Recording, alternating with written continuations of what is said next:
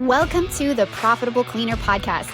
Join your hosts, James Harper and Angel Sandoval, bringing you the experts, discussions, and knowledge you want. We talk about sales, technology, marketing, operations, strategy, leadership, mindset, health, God, and so much more. Now, are you ready to profit? All right, what's up, everybody? Welcome back to the Profitable Cleaner. Back on, I don't want to call it season 2, but it's just a rebranding. And today we got an awesome guest. He's been a guest before, but as you guys know, the first episodes, we're getting everyone that's going to get involved in our Cleaning Profits 2.0, the statement. And this man right here, he's going to be one of our leaders for the roundtable and our expert panel. Mr. Mike Sawchuk, how are you, sir? How's your day going? I am phenomenal, fantastic. I woke up above ground, so all is good. Thank you very much for asking, and I trust everything's good for yourself, Angel and James, and everyone else out there in the podcast land. In the podcast land, he's not wrong about that. When you got to meet this man, every time we talk to him, there's passion, there's energy, and he's been in the industry for how long have you been in the industry? What how long has it been, Mike? Yeah, let's just say over 30 years in the industry, the professional cleaning industry, and I think a difference, Angel, it's from different verticals. I've Mm. worked with distribution. I've worked with cleaning chemical manufacturers. Some of them were small. Some of them were multi-billion-dollar operations. I've worked with cleaning operations, both BSCs and in-house, and I've also spent some time with a certification body, a body that goes out and certifies products are proven safer for people in the environment, and the people being the users, and as well as everyone else, occupants and visitors to that facility. So I've been blessed with able to have different areas, but it's all within that professional cleaning industry, and made a lot of good friends, and seen a lot of great people in the industry, and just want to be able to give back. And that's what I was about to get into here. I mean, somebody with your knowledge, your expertise, your credibility, the money you've made, the people you've helped, the companies you've been involved with. Um, it's so interesting that when you start an event and you start a podcast, how surprising it is that people really do want to serve and give back and really level up the people, the next ones in the industry, right? What it's called, like the next, not even the next generation. If we all say the next generation, but it's the current generation, right? So it's fun to see that you want to give back, and we're super excited to have you in our event, man. Thank you. For those that don't know you, can you give us like a quick 10-20 second synopsis on who Mike is? Well, Mike Sawchuk, I've been in the professional cleaning industry, as Angel said, approximately 30 years. Very diverse. I've worked in all sectors, being distribution, manufacturing, and providing service. And what I now have done last couple of years is focus on the consulting side. I have a consulting operation for all those sectors, as well as developing courses. And one course I put together is allowing cleaning operations, both in-house and BSCs, to get the information, learn, and then given a tool, the assessment sheet, to apply it, look under the hood of their own operation, and then be able to come back and say, here's how they compare in over 140 considerations to others. To are they best in class? Are they above average, average, below average? And really understanding what, where, why improvements can be made. So if they are sincere about wanting to improve the results, including lowering overall costs, they know here's where I am. And it's so important. You don't know how to get someplace. I don't know how to get to Denver, or the direction or the pathway for me to get to Denver from Miami will be different than it is from Anchorage, Alaska. So you really got to understand where are we, know where you want to go in order to develop that plan. So that's really consulting side, and the education side, helping again service providers on the education side, in-house and BSCs, and then on the consulting, it'd be manufacturers, distribution, as well as service, and customize it for them. Because I've got the leadership, thought, the development, business development side, operations side. So it's really bringing something a little bit different to what they want. If they have a problem, I'm the type of guy who says, yeah, I could help you out, or no, that's not for me. That I don't have that expertise, and here's who I would recommend. But it's really being able to give back and help someone shorten their learning curve, because we're all going to learn. They're going to learn it eventually. But if we could save time or save them money by learning it quickly or more quickly, then it is a value that I enjoy providing. I love it. I think I think your expertise, Mike, you're one of the few people on here that really on our first podcast dove so incredibly deep on the operation side. I remember walking away from that podcast thinking, holy cow, like we just did an hour-long podcast and we didn't scratch the surface, which is why I personally, I don't know, Angel too, is so excited to have you at our Cleaning Profits 2.0 event here in September. I just think having access to you and then your knowledge and hands-on ability to roll out your expertise and your strategies in front of a group that's going to be there is going to be awesome. I want to bring up one thing real fast. And I did something kind of interesting this morning. I went back and listened to some of our first podcasts. And again, I was just like, holy cow, Mike went so in detail and deep on the operational side of things. We say a lot on this show, like, okay, hey, you don't differentiate yourself by the standard of your cleaning. You differentiate yourself by the relationships you have, by the people that work for you, how you go about conducting business. I truly believe that's what you sell with. That's what you move forward with. But the other end of the stick is you still have to provide a great product at the end of the day, a great cleaning, because if you don't have that, you're dead in the water. You hit on a topic that probably needs to be talked about more, at least on our show, quality assurance, and how you had a quality assurance program and how you've implemented that. Just maybe in 2 minutes or less here, because this is fresh on my mind. I just got done listening to this show earlier today. What does quality assurance mean to you? And where do companies really miss the mark on that, Mike? Well, thank you very much, James. Great question. Great question. And again, I get criticized for people say, Mike, you're intimidating. They want to help me out, but they said, Mike, you're so intimidating. You just sort of blow over people with your passion and your knowledge, and it may not sit well with them. People are almost a little bit afraid, but so it's the approach I'm going to be using at your event is saying, hey, I'm not coming there with a canned presentation. Whatever they want to discuss, whatever their questions, concerns are, whatever their frustrations are, that's what I'll be. I'll be fluid and flexible to really make it that they're the customer. They're coming to the event to learn as much in a short time as possible. They're there for a couple of days. They're in my roundtable for a session. So it's not going to be about me or what I offer. It's, hey, tell me what your problem is. The quicker you get to it, the quicker I can give a solution. Quality assurance is something that is rampant in our industry. Every cleaner says, oh, we provide great service. We provide great cleaning results. But how do they know? And most of them aren't even measuring anything. And many that do, they walk around with a little checklist and it's a visual and smell check. Yeah, that looks clean to me. So they're not cleaning for health. They're cleaning for appearance. And I don't smell and malodor, so it must be clean. So I boil it down to verification and validation. And I think really what we need to start off with, if you are a cleaner, what gets measured gets done. So you really need to think of yourself, James and Angel, like a pilot of a 747, and you're flying hundreds of people to this Denver, Colorado event. And what the pilots do, they're not micromanaging. They're sitting there with this dashboard of lights. They have their KPIs, speed, the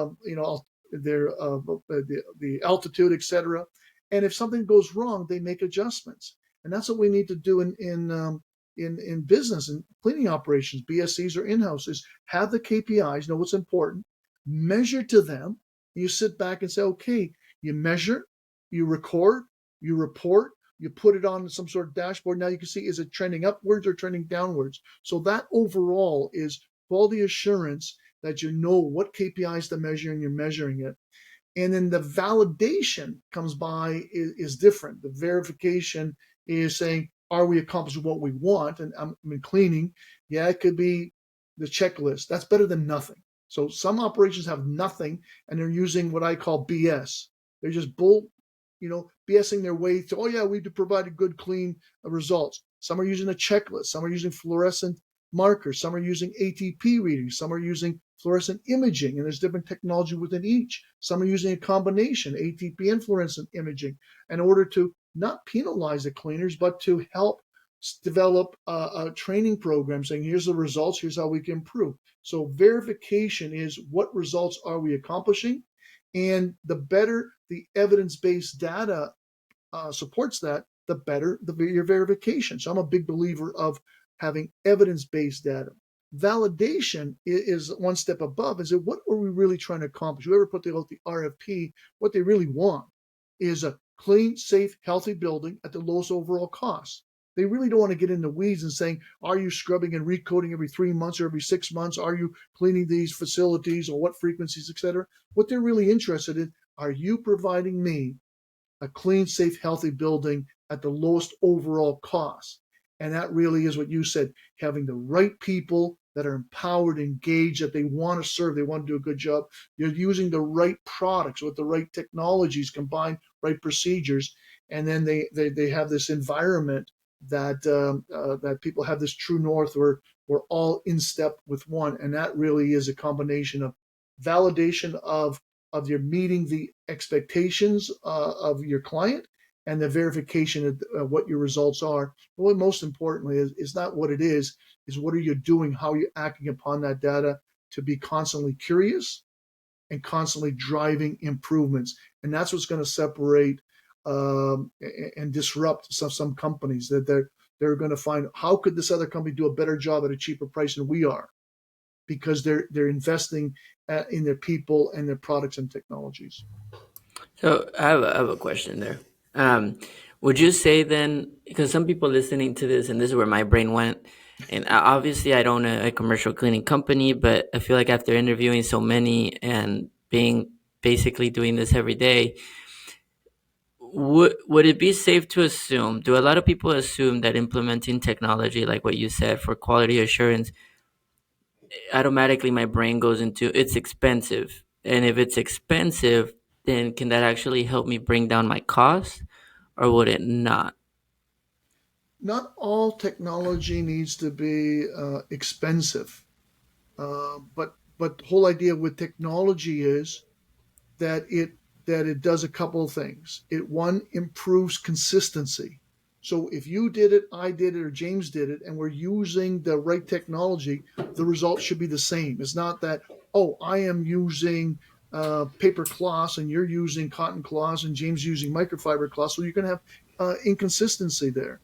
If you're using disinfectant trigger sprayers, how much do you spray versus someone that's using a electrostatic sprayer? But the technology is you buy buckets, okay? If you're using a single compartment bucket, I argue you're not cleaning. You're polluting. So there's that validation. The facility says, I want you to clean my facility. I want you to clean my bathroom. So what do you got? Joe, cleaning operation walks in there with this mop and bucket with a cleaning solution into this multi-stall, multi-urinal men's room. And what's on the floor? Urine. And so now they take their mop and they squeeze it out. So it's not even a wet mop. It's almost, basically a damp mop. And what they're doing isn't picking up soil. They're moving the soil from corner to corner, from corner to corner. All four corners is now have this even distribution of urine. They put it into the mop bucket, the single pot, and they flush it out. They put their dirty mop back into that dirty solution, and they continue cleaning. So it's one step forward, say, hey guys, when you buy another bucket, move to a dual bucket at least. That's better than your single compartment bucket. So it doesn't have to be that I got to move to a huge auto scrubber, but better yet, move to one of those systems that sprays and agitates and vacs and dries all in one operation. There's so many of them, different manufacturers out there that you're going to be able to improve your cleaning results. I'm going to get a higher level of cleaning.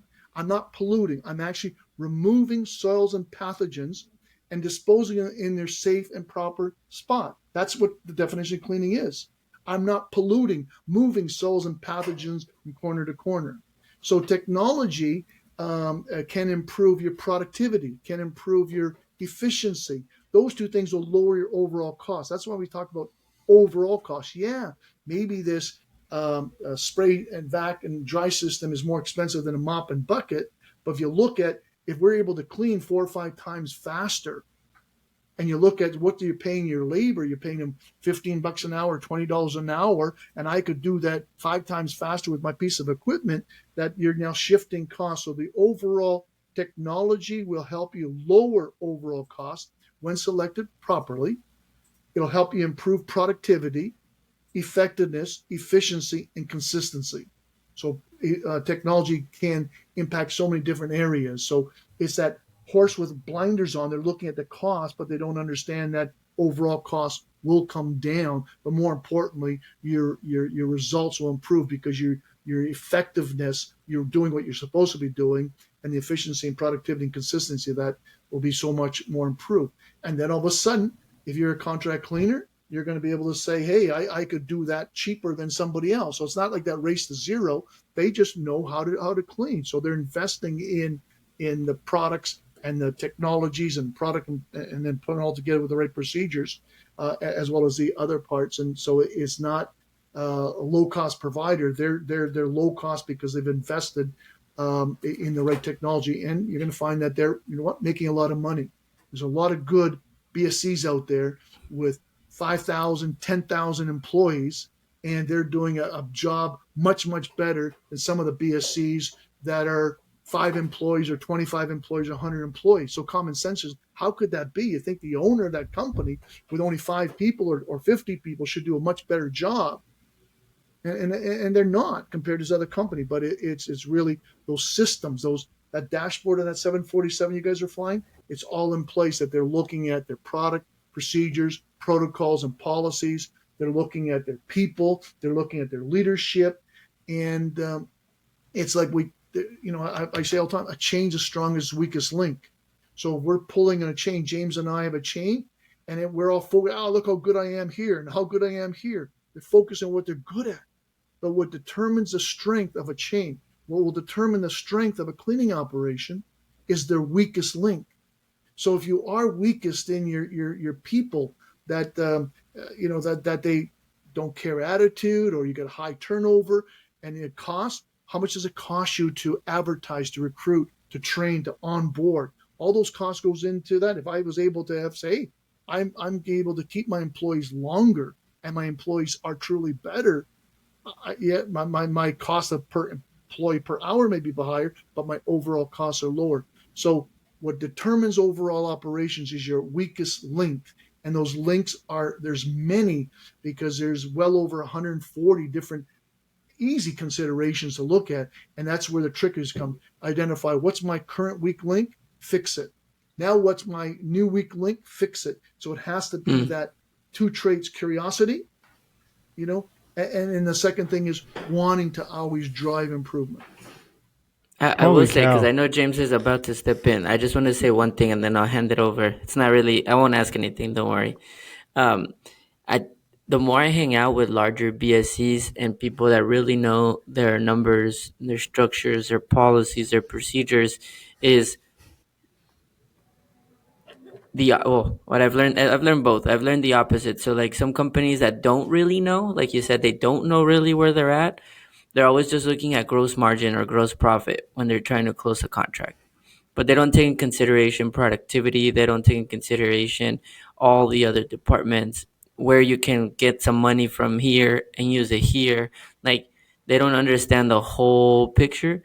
Not even the bigger the BSC, but the smarter the leadership is, and they understand what game they're playing, it's impressive to see. Kind of like what you were saying. Like, it might be a big investment in the front with the tools, but it's like, it doesn't have to be crazy technology, and it also gives you consistency. It makes things scalable, and it keeps everyone the same, right? And then you can start gaining profitability as you go. Like, it's a long-term thinking, and they're measuring every single data point or that matters. Every Correct. single data point that matters.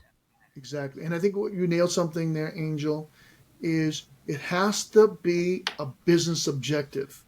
You just don't implement technology for ego's sake. Hey, they have this robotics or That's a good one. electrostatic sprayer. I need to get one to keep up with the Joneses. No, you need to understand my operation. What's my current business objective? And it could be a frustration, a problem, etc. It could be that I need to increase productivity. I may need to increase cleaning effectiveness. I don't know what it is, and it varies. It varies by company, it varies by situation, but you start off with what is your business objective? And then you look at what are the available technologies, and there could be different technologies to address that. And then within each of the technology, there could be multiple products or competitors, and you just got to really drill down. So I recently did an article how to best pick those technologies and those manufacturers, but I'm a big believer of hands-on, site-specific, get it into your place. Don't listen to salesmen, because salesmen typically are all this and they don't have the facts. They don't have that evidence-based data. You want to say, okay, that's nice, but I want you to come to my place. I want my cleaners to be using that equipment. I want my cleaners to be able to weigh in, etc. So it's my type of flooring, substrates. It's my type of soils. It's my type of soil loads. And I want to do side by side. So if it's doing robotic, that's nice. Mr. Brand X, you come here and run your robotic for half that aisle, and I'm going to have another robotic company do the other half. Could be the same day, it could be a different day, but I want to see side by side cleaning challenges on my specific site, because just because it works someplace else, it doesn't mean it's going to work my place because of my people, my surfaces, my soil types, my soil loads, my frequencies that I have, etc. But start off with a business objective and know your KPIs. So you're going to measure the alternatives, and you pick the one that's best for you. You can't go wrong. You can't go wrong because you're not going to invest in technology because you didn't have a business problem. You didn't have a business objective. I just want to take a moment and just say, holy cow, Mike. I think anyone listening right here, just within the last 25 minutes, can not just feel the energy and hear the passion, but really, I always hear the expertise come out.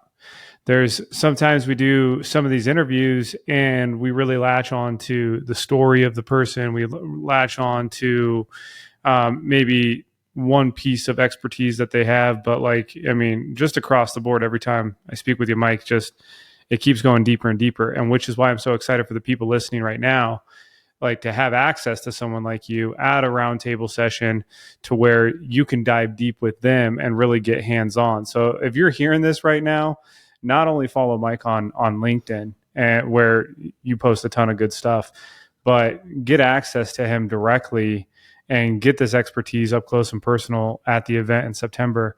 I really only have one last question, because I actually enjoy listening.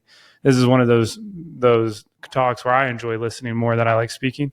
But for someone that you also have to pull up that card too. So don't forget, you're gonna have to give them that roulette thingy. Yeah, exactly. That actually, good point there, Angel. I was actually going to ask you, Mike, for someone that is sitting in front of you at our Cleaning Profits event in September, what's something that they can expect? What's one thing that you want them to walk away with? What's one goal or objective that you have for that person that's across the table for you that you want them to walk away with ultimately? Well, I think that the most important part is it's not my event, and realistically, you're hosting. It's not really your event. It should be the event for all the attendees. So I want them to come there and saying, I'm not coming to a canned presentation, a canned event.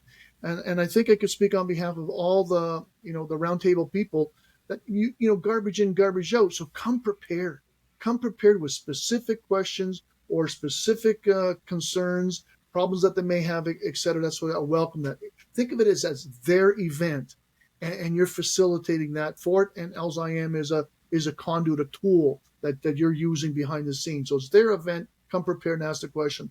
And the other thing that I offer, and I'll talk about at the event, is that a very simple assessment that, there's over 140 things, so it takes a while to learn it all, but in 10 to 12 minutes, they'll be able to do an assessment and of their own operation. So they'll have, I believe it's 24 multiple choice questions, and there's 5 choices per question, and they could pick the best answer for themselves. At the end, they'll get insight by just doing the assessment. They're going to say, oh man, I didn't realize there was these considerations. And sometimes it's a little bit subtle. Okay, I'm using a dispenser with tips, or I'm using a tips are in the adductor, and there's no labels required because the dispenser used the labels from the jugs. A nuance, but it's very, very important if you need to change out products because of smoke and fires, or if you need to change out fire because of a COVID or other pathogen thing, outbreak. So they'll learn from doing the assessment, and then they'll say, okay, here's my information from 24 questions. Imagine what we would have got from all 140, but they'll get the insights, and that's at no charge. So they invest 10 or 15 minutes, they'll get a free report, and they could definitely walk away with valuable information if they just pick one of those things and implement it. I guarantee that they'll improve their operations, either results or same results at a lower cost. Or the same results at a lower cost. I'm glad that you threw that in there too. I don't know if you guys, for those listening, you guys have kind of, if you haven't caught the trend, I'll make it obvious. But I mean, you've been hearing these speakers roundtable recordings here to really get to show y'all who's attending our event.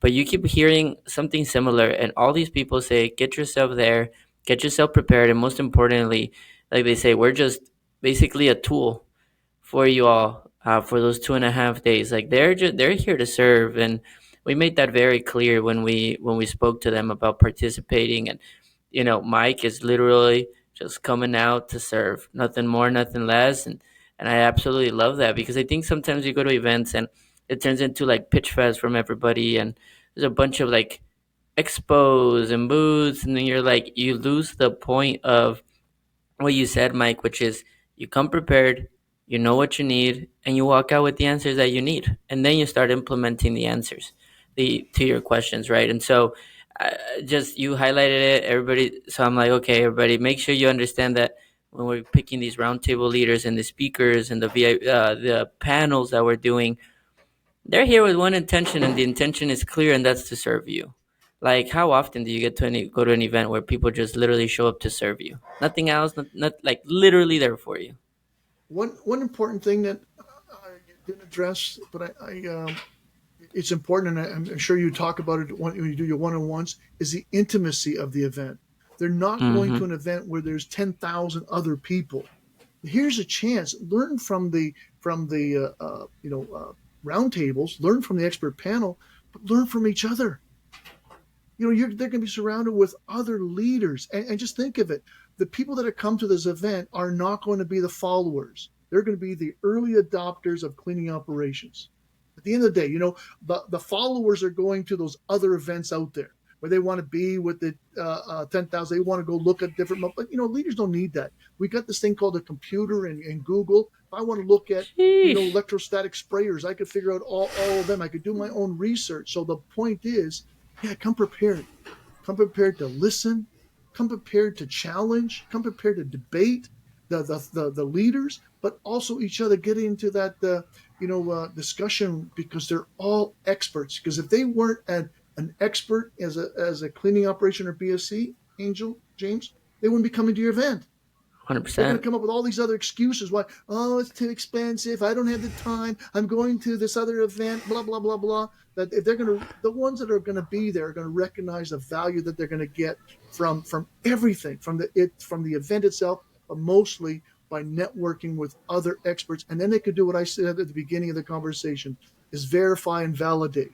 They're going to say, hey, I heard this crazy idea from this one person over here. What do you think? Yeah, we're doing it, and here's the results we're getting. So they could get verification, they get validation of that information. But they're going to get out of it what they put into it.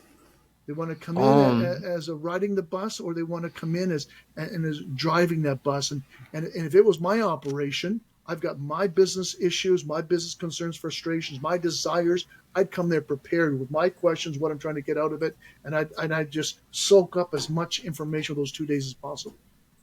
Boom! I'm gonna have him start selling this event. There you go. That's all the profitable leaders just cheering Mike on right there.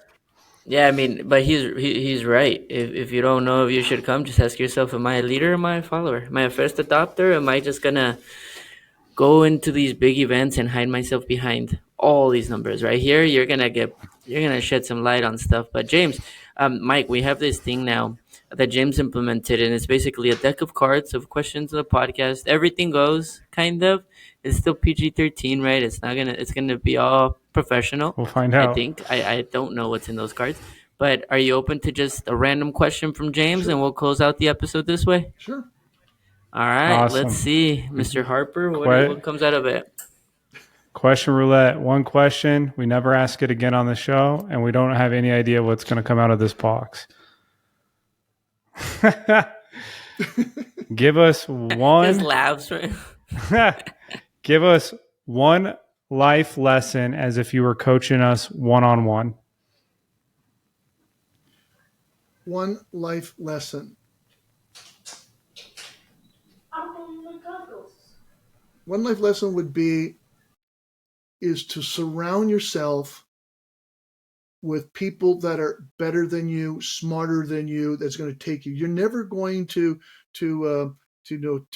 climb a mountain or get the skies with a deflated balloon. So you want that big balloon. So surround yourself with people that are smarter than you, that are driven more than you, and that's how you're going to succeed. And you connect with them, and you're going to do so much better than if you surround yourself with yes people. You can surround yourself with people that you had an ego that you're better than them, or you think you're better than them, etc. But it's the people that you surround yourself with, and it becomes not just in one dimension. It's got to be your business life, your social life, your spiritual life, etc. That diversity, and the greater the diversity, that you have, the greater the opportunity to get better yourself and learn. But it's got to be everybody can contribute, and diversity is important, but make sure that you're always searching for who can I add to my circles, I should say, that are that much better, that I can learn from them, as opposed to having people that you think you're smarter than them, and you're there to teach them. Go there to learn. Don't go there to teach. Boom. I think that's the mic drop moment there. That's a great answer to a really loaded question there. So, hey, if you guys enjoyed this episode, Mike, we're going to tag all of your profiles, website linked in below. But I'm super excited to shake hands with you in September. I'm also super excited to shake hands with the people that are going to attend your roundtable session in September as well. So if you're listening to this, guys, cleaningprofits.com, link below. Get to hang out with Mike and really learn from the best of the best. So thank you so much, Mike, for your time and expertise, and can't wait for September 12th through the 14th to get here, man. My pleasure. Thank you very much, Mike. Likewise, I look forward to meeting each and every one of the attendees, and I'm going to come prepared to give as much as they want to receive. Awesome. Thanks, man. Talk to you soon. Take care, guys.